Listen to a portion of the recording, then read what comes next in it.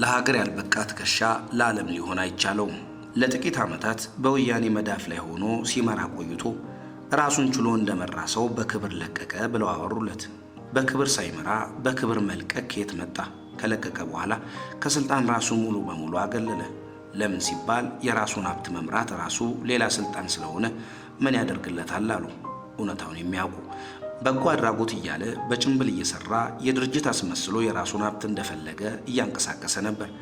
ምስጢሩ ከሚያውቁት ውጪ ሌሎች ሰዎች የሚያውቁት ነገር ቢኖር በትህትና በሐቀኝነትና በሃይማኖታዊነት እየኖረ ነው የሚለው ነበር።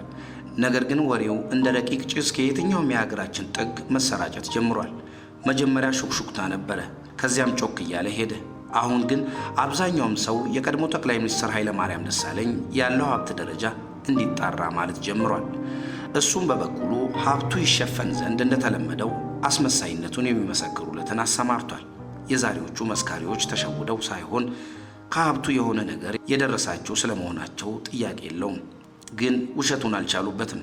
እሱን አንቆለጳጵሰን ድብቁን ሀብት እንዳይሰማ እንሸፍናለን ብለው ለዩኤን ጸሐፊነት ለእጩነት ሊመረጥ ብለው አስወሩለት።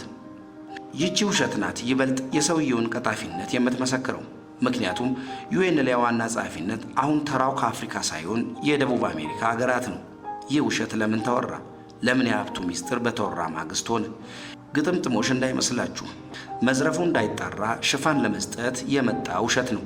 ኢትዮጵያ የሰጠችውን የአመራር ዘመን በትክክል ማጠናቀቅ ያልቻለ ዓለም አቀፍ ግዙፍን ኃላፊነት መሸከም እንዴት ሊቻለው?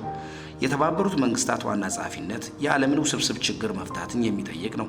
መሪነቱን ተፈትኖ የወደቀን ሰው ለዓለም አቀፍ መሪነት ማሰብ ምን የሚሉት ቀልድ ነው? የነበረው ዕድልን አበላሽቶ እና አዋርዶ የመጣ ሰው ዛሬ እንደ አዲስ መሪ ተብሎ ሲካብ ማየት ያሳዝናል። ይህ ውጤቱ የዜሮ ብዜት ነው።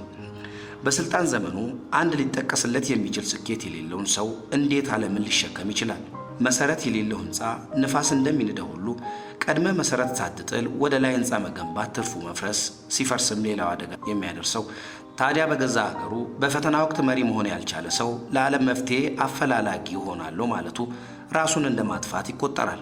ከራሱ አልፎ ልክ መሰረት እንደሌለው ህንፃ ሌሎቹ ላይ መፍረስ ነው።